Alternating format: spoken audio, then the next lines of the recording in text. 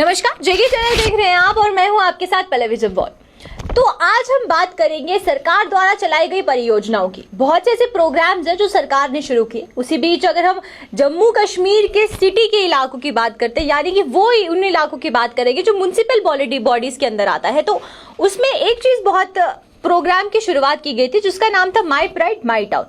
इस प्रोग्राम की जब शुरुआत की गई तो यहाँ पर लोगों को अर्बन म्युनिसिपैलिटी है, जो अर्बन लोकल बॉडीज जो है, यानी कि म्युनिसिपल कमेटी हो या फिर म्युनिसिपल कॉर्पोरेशन हो, उनको ये कहा गया था कि उनके लिए हर एक जगहों पर जाना, जो भी उनके अंडर जितनी भी वार्ड्स आते हैं उन वार्ड्स में जाकर उनकी प्रोग्रेस करनी चाहिए और जितनी भी प्रोग्रेस होगी उसकी सब रिपोर्ट एलजी मनोज सिन्हा को दी जाएगी।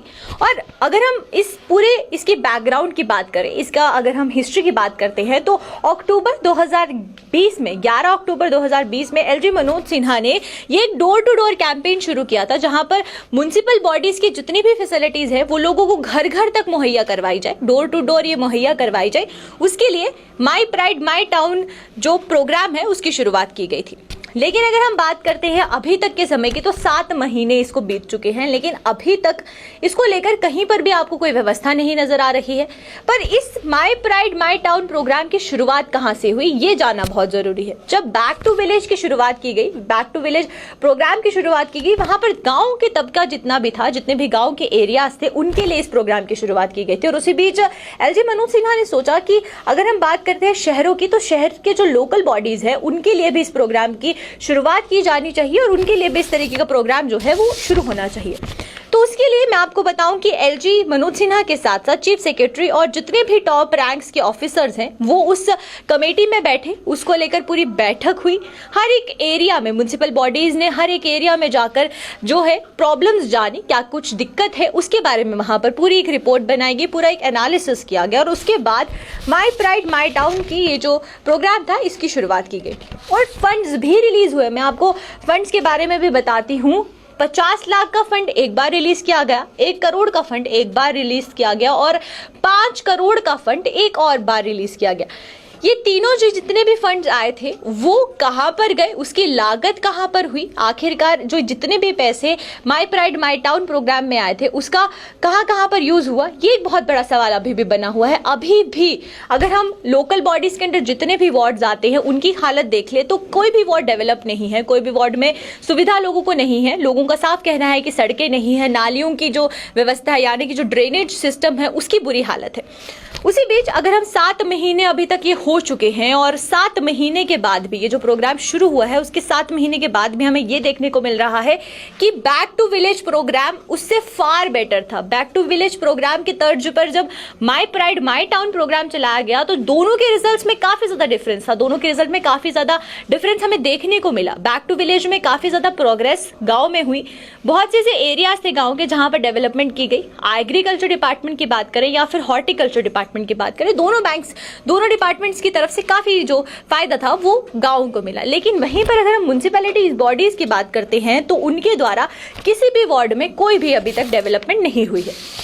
उसी के बाद अगर हम बात करते हैं इस चीजों में, क्या इस प्रोग्राम को जब शुरुआत की गई थी तो किन चीजों के निर्देश लोकल बॉडीज को दिए गए थे, जो म्युनिसिपल कॉर्पोरेशन है, तो उनके लिए साफ कहा गया था कि रिड्रेसल इश्यूज होने चाहिए। जो भी इश्यूज हैं उनको रीएड्रेस करना चाहिए, उनको सॉल्व करना है और इंश्योर करना है कि अगर वहां के वार्ड के लोगों को किसी भी तरीके की कोई दिक्कत है, किसी भी तरीके की कोई परेशानी है, तो उस परेशानी को पूरा करना इस प्रोग्राम के अंडर म्युनिसिपल बॉडीज जितनी है, लोकल बॉडीज जो है, उनका काम है।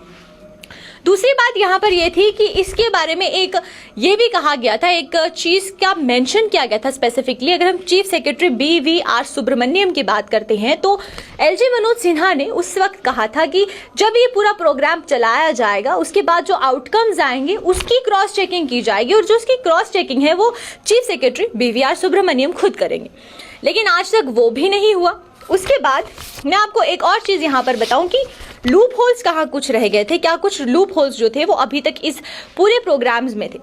पहली बात की गई थी, जिस तरीके से मैंने आपको क्रॉस चेकिंग की बात की गई, अगर फंड्स रिलीज हुए, 50 लाख का फंड आया, 1 करोड़ का फंड आया, 5 करोड़ का फंड आया, वो फंड कहाँ कहाँ यूटिलाइज हुए उसको लेकर अभी तक कोई बात नहीं हुई, उसको लेकर कोई क्रॉस चेकिंग नहीं हुई। उसके बाद जो दूसरा लूप होल था वो ये था कि किसी भी प्रोजेक्ट का कोई आउटकम नहीं आया। कहीं पर भी किसी भी वार्ड में जो भी प्रोजेक्ट शुरू किए गए, किसी भी वार्ड में जो भी नई नई डेवलपमेंट के प्रोग्राम्स थे, उन कहीं का भी किसी भी वार्ड का आउटकम बाहर नहीं आया। जबकि इस पॉलिसी में स्पेशली मेंशन किया गया था, प्रोग्राम में स्पेशली मेंशन किया गया था कि अगर किसी भी वार्ड में किसी भी तरीके का कोई प्रोग्राम शुरू होता है तो उसका जो आउटकम है उसकी एक रिपोर्ट आपको सरकार को देनी होगी। म्युनिसिपल बॉडीज है, म्युनिसिपल कॉर्पोरेशन है, उसको इसकी पूरी रिपोर्ट सरकार को देनी होगी। आज तक वो रिपोर्ट सरकार तक नहीं पहुंची। उसके बाद जो तीसरा हम बोलेंगे, ये जो इनिशिएटिव शुरू किया गया था वो इसीलिए शुरू किया गया था कि रेड्रेस हो सके इश्यूज, अर्बन बॉडीज के इश्यूज को रेड्रेस किया जाए। लेकिन अभी तक कोई भी रीएड्रेसल तरीके की कमेटी जो है वो नहीं बनाई गई है। कोई भी इश्यूज को अभी तक रीएड्रेस नहीं किया गया है। लोगों को आज भी दिक्कतें हैं, पानी की समस्या है, बिजली की समस्या है, सबसे बड़ी बात यह है कि सड़कों की समस्या है। और तो अगर आप जमीनी सतह की बात करें, ग्राउंड रियलिटी की बात करें, तो अगर आप सड़कों की तरफ चले जाए, पुराने शहर की तरफ अगर रुख करते हैं तो आपको सड़कों की हालत बद से बदतर नजर आएगी। डस्टबिन तक लोगों के पास नहीं है जहां पर वो अपना कूड़ा करकट फेंक सकते हैं, और उस बीच ड्रेनेज सिस्टम जो है एक अलग से मुसीबत बना हुआ है।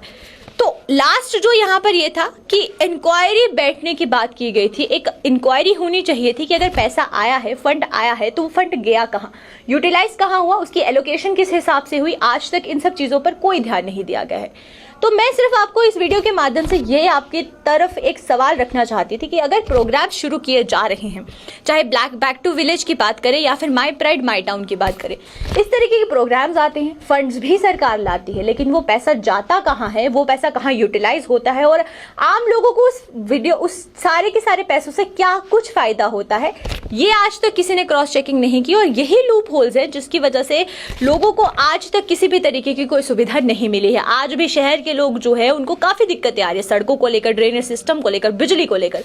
तो आपकी इस वीडियो के माध्यम से मैं आपसे आपकी राय जानना चाहती हूँ, आपकी सिर्फ एडवाइस जानना चाहती हूँ कि आप क्या कुछ सोचते हैं। क्योंकि अगर हम बात करें प्रोग्राम्स की, प्रोग्राम शुरू किए जाते हैं, पैसा भी दिया जाता है, लेकिन अगर फायदा ही आम जनता को नहीं होगा तो उस प्रोग्राम्स का फायदा ही क्या। ग्राउंड रियलिटी पे अगर लोग अभी तक हर एक समस्या से जूझ रहे हैं तो उस प्रोग्राम्स का क्या कुछ फायदा जो है वो सरकार को पहुंचता है, और जो अधिकारी इसमें शामिल होते हैं उनको क्या कुछ इसका फायदा पहुंचता है। आप अपने एडवाइसेस को इस कमेंट में ज़रूर बताएं, अपने कमेंट सेक्शन में ज़रूर जाहिर करें, और बहुत ज़रूरी है आपकी राय भी जानना। और आज की इस वीडियो में सिर्फ इतना ही। आप मुझे इजाज़त दीजिए। नमस्कार।